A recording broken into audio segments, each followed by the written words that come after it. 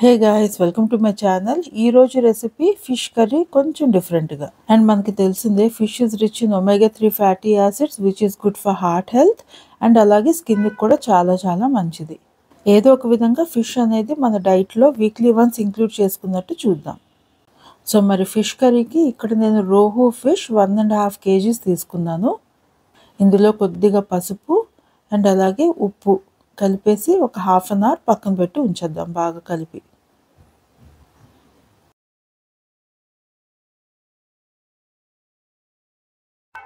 ఇప్పుడు ఈ కర్రీ కోసం 6 కొన్ని ఎండుమిరపకాయలు మూడుకులు తీసేసి తీసుకున్నాను. అండ్ జీలకర్ర ఒక 2 స్పూన్స్, టేబుల్ స్పూన్ అయితే 1 టేబుల్ స్పూన్ సరిపోతుంది. ఇది హాఫ్ టేబుల్ స్పూన్ కాబట్టి 2 టీ స్పూన్స్. అండ్ అలాగే ధనియాలు కూడా 2 టీ స్పూన్, 1 టేబుల్ స్పూన్ తీసుకోండి. అండ్ కారం ఒక 6 వేసుకోండి. కారం తక్కువైతే రెడ్ చిల్లీ పౌడర్ వేసుకోవచ్చు. ఇవి కాసేపు నాననిద్దాం. ఇంకా ఫిష్ చూడండి మ్యారినేట్ చేసేసుకున్నాను కదా. క్లే పాట్ పెట్టాను. క్లే పాట్ లో ఫిష్ కర్రీ చేసుకున్నాము. ఫ్రై చేసుకున్నాం ఫస్ట్ ఆయిల్ వేసి.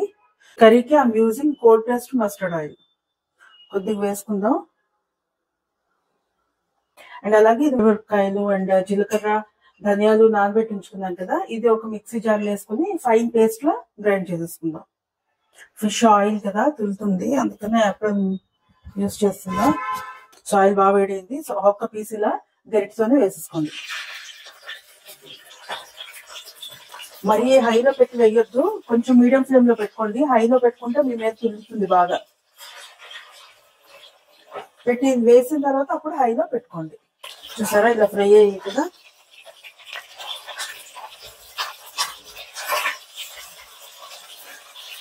కొద్దిగా క్లే పాట్ వేడిగా అయినాక అప్పుడు ఆయిల్ వేసి, ఆయిల్ కూడా బాగా ఫ్రై అయిన తర్వాత అప్పుడు హీట్ అయినాక అప్పుడు ఫిష్ వేసారనుకోండి, మీకు అడుగు అంటకుండా ఉంటుంది, బాగా వస్తాయి fry. Here I'm taking 3 onions, ఒకటి పెద్ద ఆనియన్, 2 మీడియం సైజ్ అనుకోండి. ఇలా ఫ్రై అయితే సరిపోతుంది. సో ఇప్పుడు తీసేసుకుందాం. ఇలా ఫ్రై అయితే చాలు పీసెస్. ఇప్పుడు ఇలా అన్ని ఫ్రై చేసుకుని రెడీ చేసేసుకుందాం ఫిష్ పీసెస్. తీసేసిన తర్వాత మళ్ళీ సిమ్ చేసుకోండి. సిమ్ లో ఉన్నప్పుడు మళ్ళీ పీసెస్ వేసుకోండి. హైలో ఉండి పీసెస్ వేసుకోవద్దు, పేలుతాయి.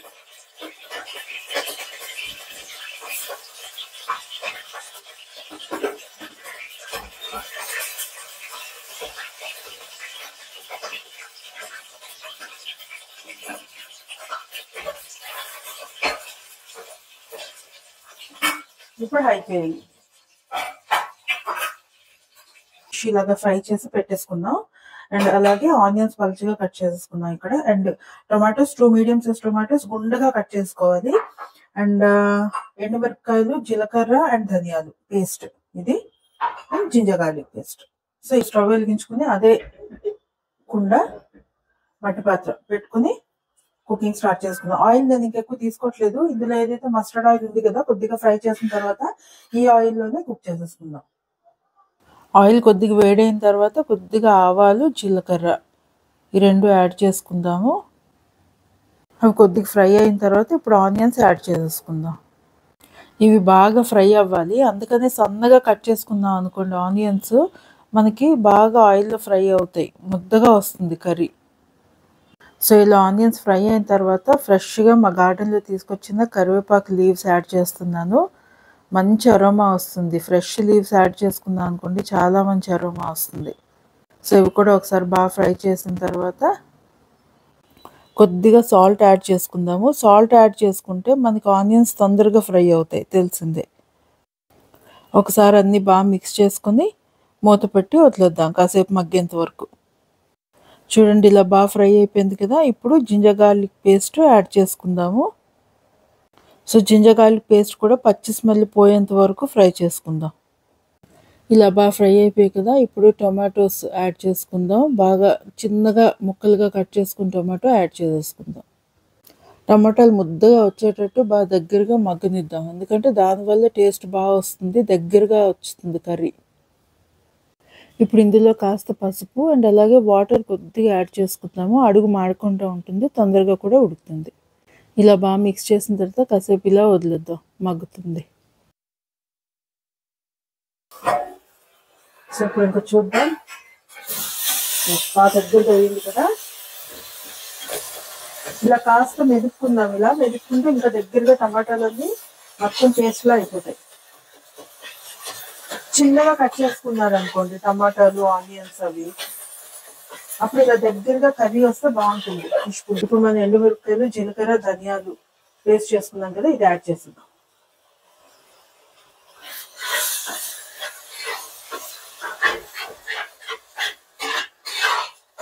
యాడ్ చేసాక ఎక్కువ వాటర్ వేయొద్దు, కొద్దిగా వేద్దాం వాటర్. ఎంత కావాలంటే అంత కన్సిస్టెన్సీ. ఇది కొంచెం ముద్దగా ఉంటేనే బాగుంటుంది కర్రీ, ఫ్రై అవుతుంది. ఇప్పుడు వాటర్ వేసుకుందాం. ఇలా మనం కుక్ చేసుకుంటే కొద్దిగా ధనియాలు అవన్నీ ఇలా విలేజ్ లో ఇలా చేస్తారు. విలేజ్ స్టైల్, అక్కడ గ్రైండర్స్ అవి ఉండవు కదా, సో విలేజ్ లోని ఇలా చేస్తారు. బట్ ఇదే అథెంటిక్ టేస్ట్, చాలా మంచి టేస్ట్ వస్తుంది, చాలా అథెంటిక్ టేస్ట్ వస్తుంది అన్నమాట దీంతో.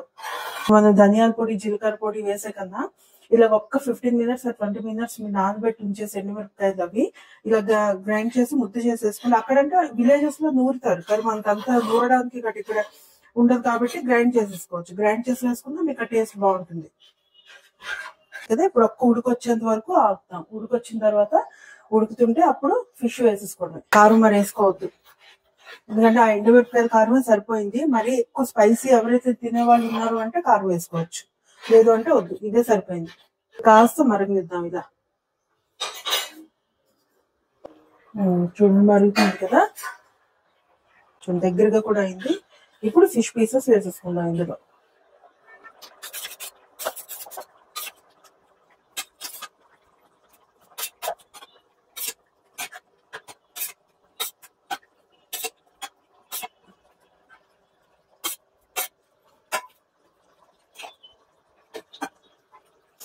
ఫిష్ పీసెస్ వేసుకున్నాక ఎక్కువ గరిటె పెట్టి అలాగా కదపొద్దు, జస్ట్ ఇలా ఒకసారి తిప్పుకొని సిమ్ లో పెట్టేసి అలాగా కాసేపు మగ్గనిద్దాం.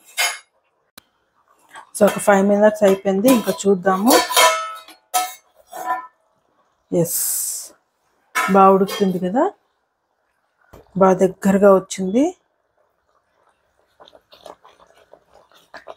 అంతే, ఇంకా ఆఫ్ చేసేద్దాము.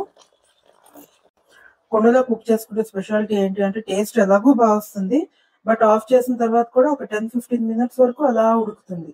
అండ్ వేడి కూడా చాలా సేపు వరకు ఉంటుంది, ఏ ఉండినా సరే. సో ఇప్పుడు ఇంకా ఫైనల్ టచ్, కొంచెం గార్నిష్ విత్ కొరియాండర్ లీవ్స్. ఇది మరీ పల్చగా చేసుకోవద్దు, పులుసులు పల్చగా బాగుంటాయి కానీ ఇలా ఎగురు చేసుకున్నప్పుడు మాత్రం పల్చగా బాగుంది. కొద్దిగా ఇలా థిక్గా ఉంటేనే బాగుంటుంది. సో ఇప్పుడు మూత పెట్టి కాసేపు వదిలేద్దాం. సో చూసారు కదా, eating fish weekly once is good for health, మనకు తెలిసిందే.